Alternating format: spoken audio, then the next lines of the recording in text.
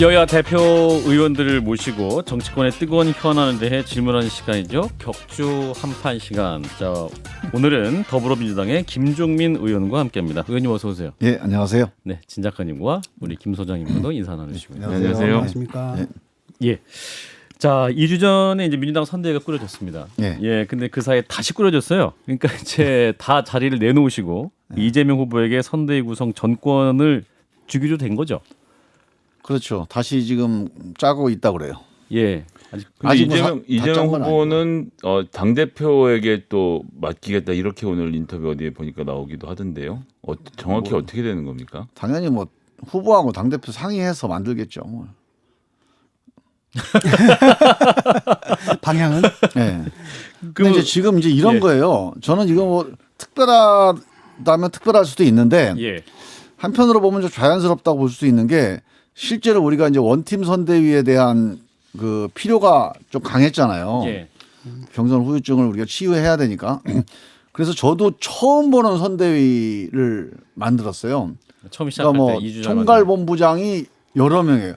보통 선대본부장을 한 명 두다가 예. 선대본부장을 여러 명을 해야 돼. 공동 선대본부장을 둬요. 그렇죠. 그러다 보면 이게 중심이 없잖아요. 누구 얼굴을 그래서 봐야 되느냐. 총괄 선대본부장을 둡니다. 예. 원래 그렇게 가는 거거든요. 음. 근데 총괄 선대본부장이 또 여러 명이야. 그래서 이제 이거는 조금 이제 일을 하기에는 좀 부적합하다. 근데 전체적으로 민주당이 총력을 모은다는 어떤 상징적인 의미에서 예. 이런 선대위를 만들었다. 이렇게 이해를 한 거죠. 당연히 일하는 조직으로 내부적인 어떤 변화나 아니면 어떤 조치들이 있을 거다. 그렇게 생각을 한 건데 이제 대외적으로 뭐 그런 거에 대한 불만도 있고 그래서 효율성 또는 집행력 또는 어떤 집중력 이런 것들을 위해서 어떤 변화가 필요하다. 이게 이제 하나가 있는데 이건 어떻게 보면 당연한 얘기예요. 그런 게 필요했죠. 그렇죠. 원팀 선대위를 만들고 집중력을 발휘해야 골을 넣는 거 아닙니까? 예. 열심히 뛰기만 하면 뭐예요. 예. 근데 이제 문제는 요 문제도 하나 있지만 또 하나 문제가 있는 게 뭐냐면 기존에 있는 민주당 의원들이 이른바 다선과 뭐 선수 위주로 해서 쫙 줄 세우듯이 만들어 놓은 거. 이거는 조금 잘못한 거예요, 사실은. 이걸 이렇게 해놓다 선대위 보니까 직책을, 예. 이제 구태 좀 낡은 선대위 이런 느낌이 탁 드는 거죠. 아마 후보 입장에서는 이제 그 부분이 많이 아팠을 거예요. 그런 지적들이 많았거든요. 그래서 앞에 부분 뭐 원팀으로 다 모아서 한 거 이거는 저는 의미가 있었다. 그렇지만 그냥 집중력을 위한 어떤 실무적인 어떤 그 집행력을 강화하는 어떤 변화는 필요했다. 근데 조금 더 중요한 문제는 민주당의 선수 위주의 선대위 조직 이걸로는 안 된다. 예. 이 점에 대해서는 아마 새로운 변화가 좀 있어야 될 것 같아요. 그래서 새로운 인물들 또는 어떤 새로운 변화 이런 걸 상징하는 그런 그 뭔가 포석들이 좀 나타나지 않을까 그렇게 전망을 하고 있습니다. 그러면 부분 개편입니까? 아니면 아예 싹 지우고 처음부터 시작입니까? 근데 기존에 있던 거를 다 없앨 필요는 없어요.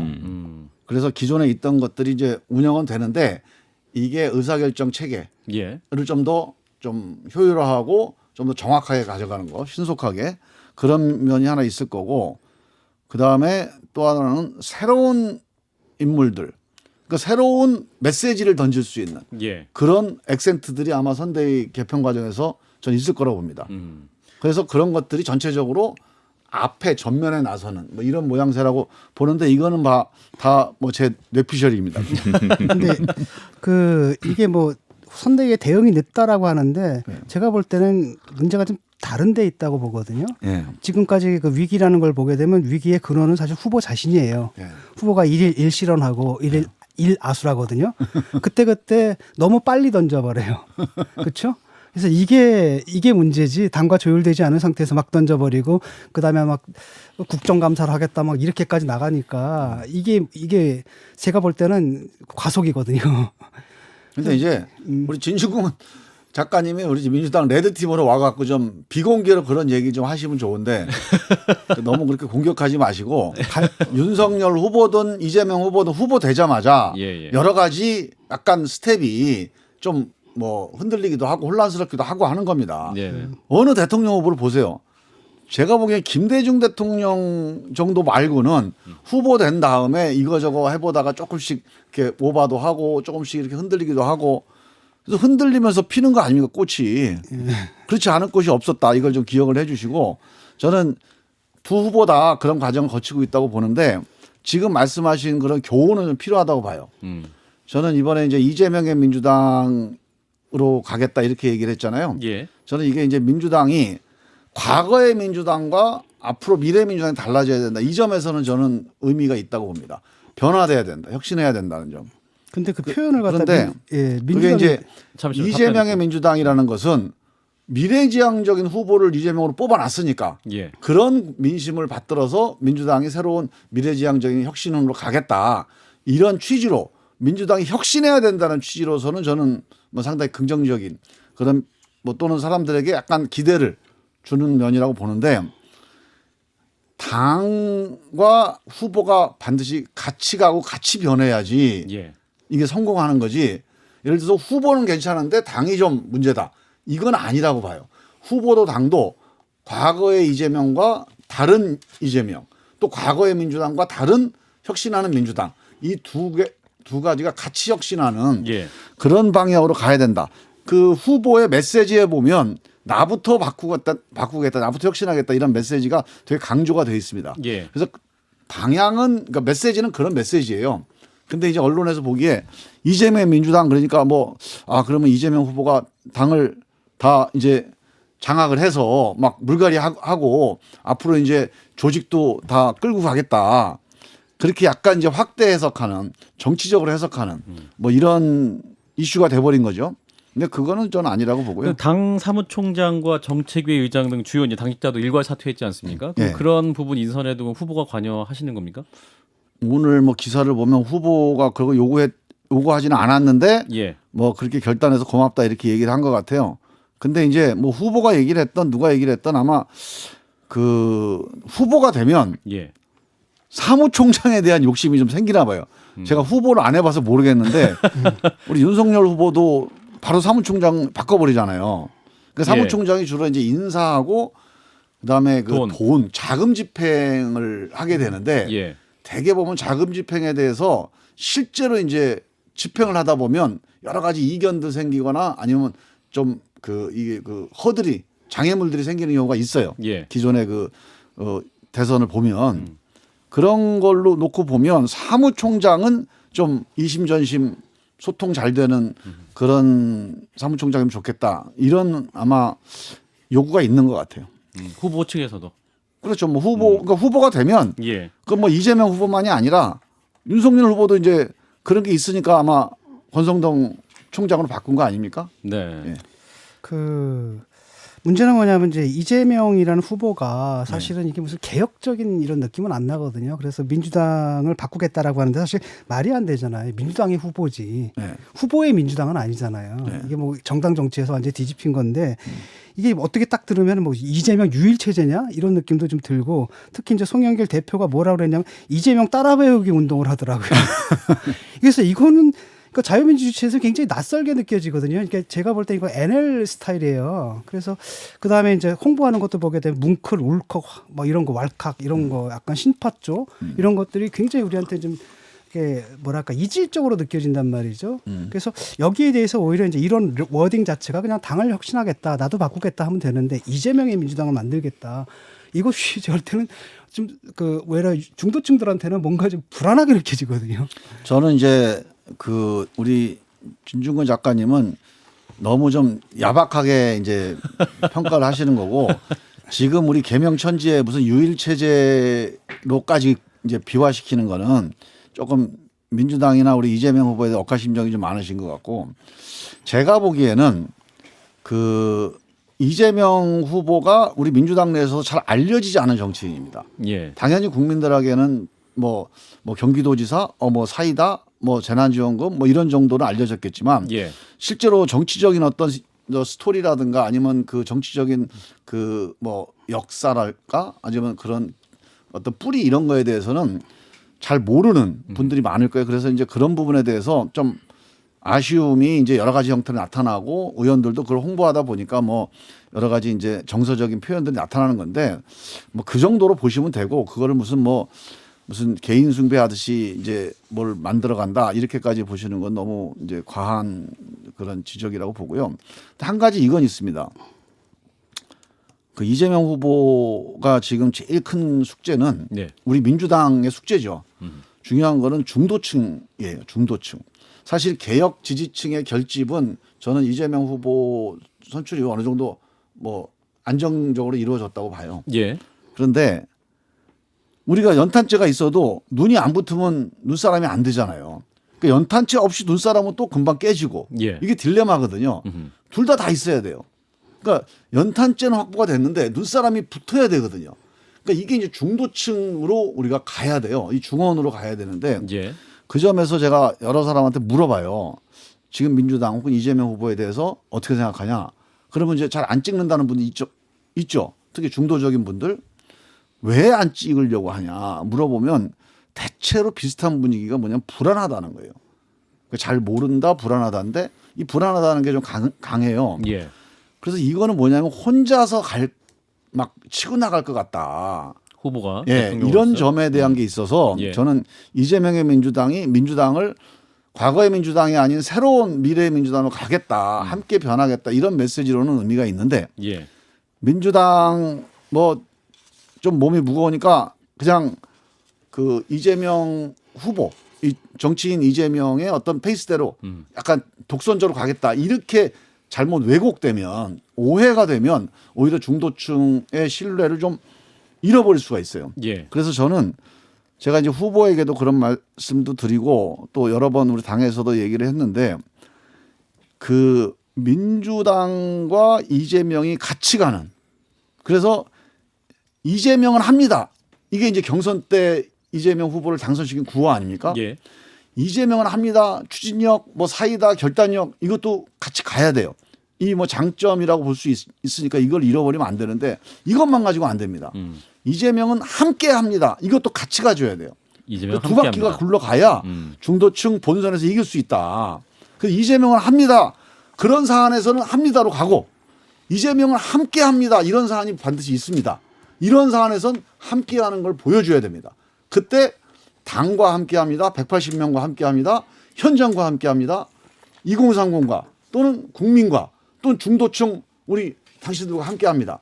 이런 것들을 많이 보여주면 저는 이 이재명 후보에 대한 중도층 국민들의 불안감이 많이 해소될 수 있다. 그래서 저는 이 투트랙으로 가야 된다.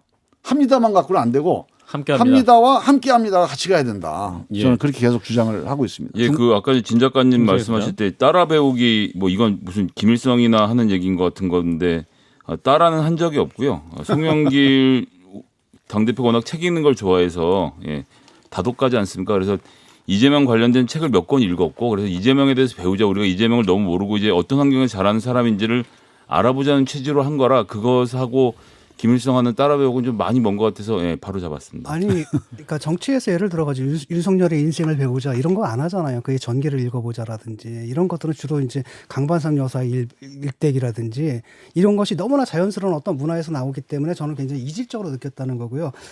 이런 문제가 있습니다. 지금 이제 오늘 뭐 사과를 하지 않았으니까 큰절을 해가지고 사과를 했단 말이에요. 민주당이 달라지겠다. 근데 민주당으로부터 사람들이 등을 돌린 이유 중에 하나가 180석 의석을 가지고 거의 뭐 깡패짓 비슷하게 했거든요. 그냥 입법 독재를 했단 말이죠.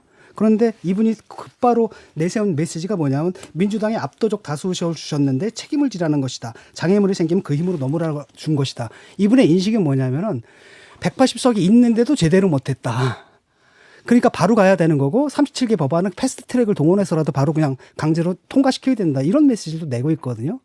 그렇다면 이 반송하는 게 뭘 반송했는지를 모르겠는 거예요. 근데 제가 이제 그 우리 이제 진 작가님의 주장에 대해서도 제가 좀 드리고 싶은 말씀이 민주주의라는 거는 서로 생각이 다른 게 공존하는 게 민주주의거든요. 이게 민주주의의 전부입니다. 민주주의가 뭐 진보고 보수고 이게 아니에요. 그냥 생각 다른 거하고 같이 대화하고 공존하는 거. 예. 존중해 주는 거. 그 대신 내가 글로 동조 안 하면 돼요. 나는 다르다. 하지만 그 생각도 존중하겠다. 자, 지금 아까 지적한 게 뭐죠? 민주당 입법 독재 얘기하셨잖아요. 저는 이렇게 봅니다. 민주당이 180석에 대해서도 민심은 여러 가지라는 걸 우리가 인정을 해야 돼요. 어떤 민심은 180석 줬는데 이거 개혁도 못하고 이런 변화도 못 만들고 성과도 없고 이게 뭐냐? 이것도 민심입니다. 이게 무슨 지지층의 민심이고 열성 진보층이고 그 사람들은 국민 아닙니까? 그분들의 말도 일리가 있는 말이에요. 그 대신 지금 우리 진 작가님이 이제 주목하는 니들 180석 줬더니 니들 마음대로 해? 막 독선적으로 해? 사실 독선적으로 한 게 몇 개 없어요. 한두 번 하다가 어떠거나 그러고 못하고 있습니다, 지금. 그래서 사실은 그 점에 대한 민심도 의미가 있는 민심이에요. 우리는 이 두 가지 민심을 다 존중하고 이걸 다 소화를 하고 수용을 해야 됩니다. 그래서 정치가 어려운 거죠. 그러니까 180석이 그래서 어려운 거예요. 그냥 쉽게, 숫자 많으니까 그냥 다수결로 밀어붙이면 되는 게 아니란 말이죠. 그래서 저는 지금 이제 후보도 얘기했고 또 그 후보의 얘기에 대해서 또 우리 당 의원들이 그거 좀 위험하다 이렇게 얘기했듯이 이게 정상이에요. 자, 180석 밥값해라. 이것도 정상적인 민심이고 이것도 우리가 고민해야 돼요. 어떤 문제에 대해서는 좀 밀어붙여야 되고 명분이 있고 도저히 저희가 발목을 잡는 거 이런 거는 확실하게 성과를 보여줘야 되고 그렇지 않고 자, 이거에 대해서 정말 대화가 없었다. 대화가 부족했다. 다수결이라고 하는 건 충분한 대화를 위해서 소수한테 말할 수 있는 권리를 준 위해서 다수결이 돼야 그게 승복하고 효과가 있는 거거든요. 예. 우리가 그렇지 않고 다수결 해버리면 나중에 승복이 안 됩니다. 그러면 다수결 한 사람이 또 부메랑을 맞아요. 그런 사안들이 있습니다. 그런 사안들에 대해서는 좀 더 듣고 좀 귀를 열고 이런 것들이 병행해야 된다. 저는 이런 점에서 이 두 가지를 다 우리가 민주당이 어떻게 소화해낼까 이런 숙제를 보여주고 있는 거예요. 예. 그래서 우리 당이 또 밀어붙이려고 한다. 또 이렇게 자꾸 공격하지 마시고 이 두 가지를 다 다수당인 민주당의 고민으로 좀 안고 있다. 이렇게 보시면 될 것 같아요. 후보가 지금 그걸 주장을 하고 있지 않습니까? 네. 37개 법안에 대해서는 패스트트랙을 동원해서라도 해야 된다. 근데 지난번에 그 2개 패스트트랙 동원해가지고 얼마나 큰 난리가 났습니까? 그 임대차 3법 같은 경우에도 문제는 뭐냐 의회에서 토론이 없었잖아요. 그때 토론이 됐다고 한다면 예상되는 부작용이라든지 이런 것도 충분히 반영돼가지고 아마도 이것보다 훨씬 더 나은 결과를 나왔을 거거든요. 근데 그때도 그냥 막 통과시켜 버렸단 말이죠. 근데 지금도 같은 얘기를 하니까 그리고 아까도 다양한 의견이 있다 그러는데 대체적으로 그런 인식을 가진 게 강성 지지층들이고 보통 중도층들은 저들이 소수자라고 의견을 들어보지도 않고 막 물려붙이네. 그러니까 오히려 민주주의를 오로지 다수결로만 이해하네. 이런 인식이 있거든요. 두 가지 같이 가야죠. 그러니까 지금 말씀하신 대로 30 몇 개 법안을 다 밀어붙이겠다. 이거는 좀 약간은 우리 오늘 얘기를 왜곡하시는 거고 기본적으로 우리가 지금 있는 민생 법안 중에 이거는 급하다. 이건 또 충분히 얘기가 됐는데 정치적으로 이거는 계속 발목을 잡고 있는 거다. 이런 판단이 분명하고 여기에 대해서 국민들에게 충분히 호소를 했으면 어떤 경우에는 의결의 결단을 내릴 필요도 있는 겁니다. 그 점에 대해서 우리가 이제 고민을 해보자 이런 문제 제기라고 보시면 되고 또 어떤 경우에는 정말 지금 논의가 좀 필요하다 또는 우리가 답답하지만 국민들에게 좀 알려야 되겠다. 이렇게 중요한데 이걸 자꾸 이렇게 발목을 잡고 있어서 국민 여러분 좀 도와주십시오. 이런 과정들이 필요한 것도 있거든요. 그래서 그런 부분을 적절하게 잘 배합을 해서 지혜롭게 잘 해볼게요 한번. 자, 민주당 김종민 의원과 함께하고 있는데요. 요즘 이제 선대위 개편과 더불어서 양정철 전 원장 그리고 이호철 전 민정수석 이름도 등장하면 이분들도 그럼 새롭게 꾸려지는 선대위에 합류한다는 소식이 있습니까? 그건 못 들어봤어요. 없습니까? 네, 제가 보기에는 이제 우리 언론이 되게 보면 이제 그 기사가 될 만한 이제 이슈들을 사람에서 찾잖아요. 근데 저는 시스템이 좀 중요하다고 보는데 그렇게 한두 사람이 와서 대선을 해결한다. 이거는 약간 이제 좀 사실이 아니고 되게 정말로 정성이 모여야 이게 하늘을 감동시키는 거거든요. 예. 이게 민심 천심이라고 이 천심을 감동을 시켜야 대선이 승부가 나는 거예요. 이게 한두 가지 뭐 정한수 떠놓고 기도한다고 되는 게 아닙니다. 그래서 좀 여러 가지의 이런 정성들이 모여져야 되는데 저는 그 점에서 이제 지금 예를 들어 컨트롤 타워다 아니면 뭔가 방향이다 이렇게 자꾸 이제 고민을 하는 문제는 저는 이렇게 봅니다. 이거는 민주당에 혹은 민주당 주변에 이 선거에 대한 전문적인 전략가들이 훌륭한 전략가들이 여러 명 있습니다. 예. 그래서 이런 분들을 한 뭐 7명, 9명 정도를 모셔서 이 전략기획위원회 같은 걸 만들어서 이분들이 충분하게 매사에 토론해서 후보나 우리 지도부에게 여러 가지 안과 방향을 제시할 수 있는 집행은 우리 선대위에서 아주 신속하게 하더라도 예. 기본적인 방향에 대한 논의 이게 기본적으로 근대 현대 조직에서 가장 성공한 조직이 주식회사거든요. 주식회사 보세요. CEO가 집행만 효율처럼 뭐 몽골 기마병처럼 한다? 이거 잘 모르는 얘기입니다. 이사회라고 하는 지혜를 모으는 이 집현 조직이 있는 거예요.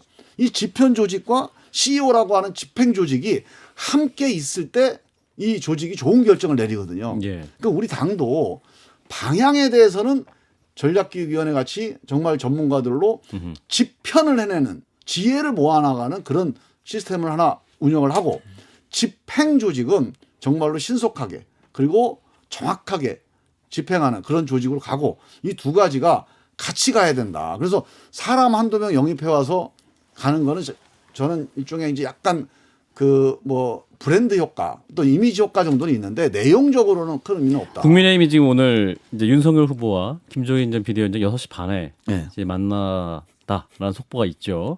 국민의힘 상황 어떻게 보십니까? 국민의힘은 지금 하늘의 마음을 감동시키고 있습니까? 저는 윤석열 후보로서는 매달릴 필요가 있다고 봅니다. 사실 저는 김종인 위원장이 거기 안 가고 예. 둘이 좀 이렇게 사이가 안 좋으면 우리 민주당한테는 좀 더 나아요, 그게. 더 유리한데. 그러니까 그걸 아니까 예. 윤석열 후보가 좀 매달린다고 좀 봐야죠. 예. 저는 그게 이제 김종인 위원장이 오면 전략을 잘 짜서 승리 전략을 한다. 이런 건 다 약간 허구적인 얘기고 그러니까 대선에선 그런 일은 없습니다. 한두 사람에 의해서 대선의 승부가 결정이 안 나요. 아하.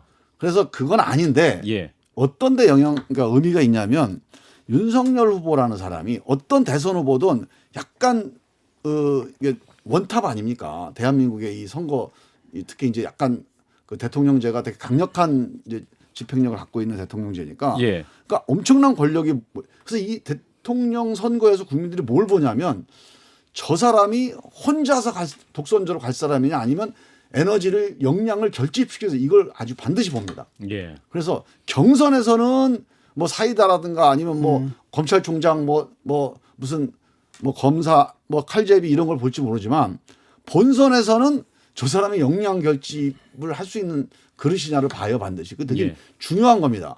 그래서 그런 측면에서 이제 김종인 위원장 약간 고집스러운 분 아닙니까? 이런 분들도 모시고 같이 간다. 이런 효과. 그런 이제 후보의 가능성, 후보의 어떤 그런 리더십에 대한 플러스 효과 이런 정도가 좀 있다고 봅니다. 예. 근데 저는 약간은 이 딜레마가 오히려 이준석과 윤석열이 같이 갔으면 우리한테 좀 더 부담스러웠을 것 같아요. 근데 김종인과 윤석열 커플이면 저는 해볼 만하다고 봅니다.